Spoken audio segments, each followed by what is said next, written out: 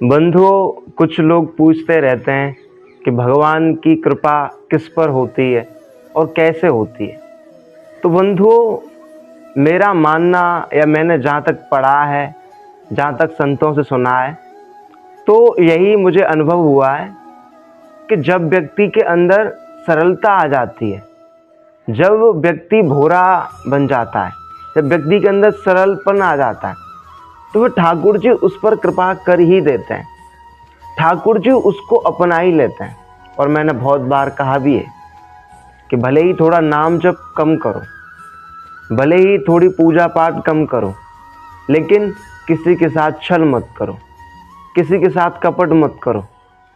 यदि आप सरल हैं, यदि आपका स्वभाव अच्छा है, यदि आप किसी का बुरा नहीं चाहते, आप किसी का बुरा नहीं करते, तो ठाकुर जी आपको स्वीकार कर ही लेंगे हैं। और दूसरी तरफ आप बहुत ज़्यादा नाम जप करते हो, बहुत ज़्यादा कीर्तन करते हो और दूसरों की निंदा करें, दूसरों की चुगली करें या दूसरों को बुरा चाहें, तो ठाकुर जी आपको कभी नहीं अपनाएंगे। तो बंधुओं, मेरा तो यही कहना है कि भगवान हमेशा सरल व्यक्ति पर ही कृपा करते हैं।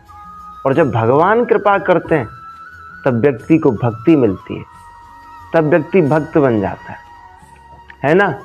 जब आप सरलता अपने अंदर लाओगे तो फिर भगवान आप पर कृपा करेंगे, आपको अपना लेंगे, तो फिर आप भक्त बन जाओगे, फिर आप कृष्ण के दास बन जाओगे। और बंधुओं, मेरा तो मानना यही है कि इस दुनिया में सबसे बड़ा यदि सौभाग्य कुछ है, सबसे बड़ा कुछ अवसर है, तो वो है भक्त बनना, वो है भगवान के शरणागत होना।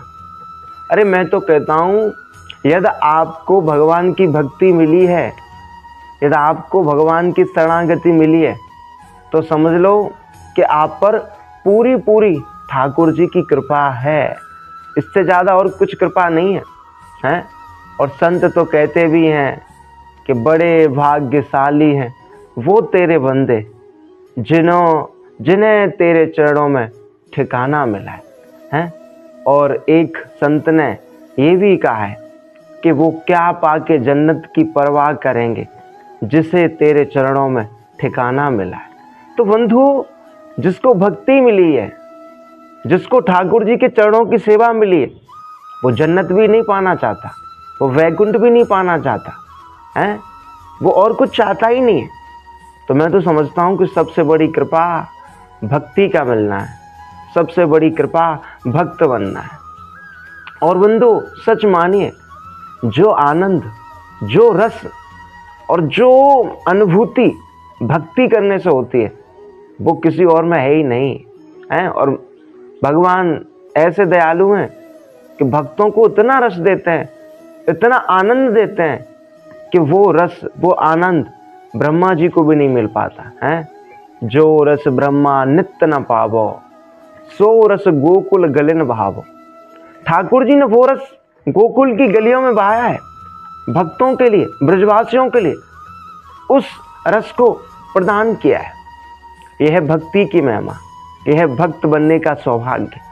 और बंधुओं, मेरा हर बार यही कहना होता है, यदि आपको भक्ति मिली है, यदि आपकी जिह्वा पर कृष्ण नाम, हरि नाम है, यदि आप सुबह शाम भगवान का कीर्तन कर पा रहे हैं, सुबह शाम भगवान का भजन कर पा रहे हैं, जहाँ भी भगवान की भजन संध्या होती है आप वहाँ जाकर उन भजनों का आनंद ले रहे हैं, आप कृष्ण कथा को सुनना है, सत्संग सुनना है, तो यही सबसे बड़ी कृपा है ठाकुर जी की है।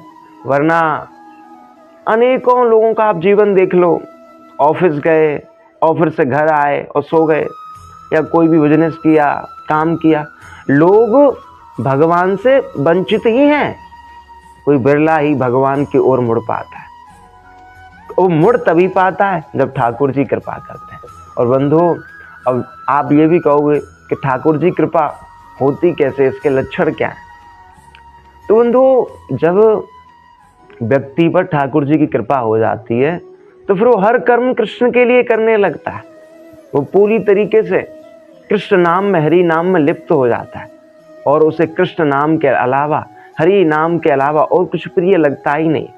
ऐसा व्यक्ति इच्छा रहित हो जाता है, भाई जिस पर भगवान की कृपा हो जाती है वो इच्छा रहित हो जाता है, उसके अंदर कोई इच्छा कोई कामना नहीं रहती। तो फिर मेरा यही कहना है कि जैसे भी हो भगवान से हमेशा यही मांगो कि मुझे भक्त बनाओ, मुझे भक्ति दो, मुझे सरल बनाओ, मेरे अंदर सरलता भरो। बंधुओं, यदि आप सरल बन जाओगे, यदि आप भक्त बन जाओगे, यदि आपके ऊपर ये समझ लो कि आप कृष्ण नाम हरि नाम में लिप्त हो जाओगे, तो समझ लो कि ठाकुर जी ने आपको अपना ही लिया, ठाकुर जी ने आप पर कृपा कर ही दी। राधे राधे।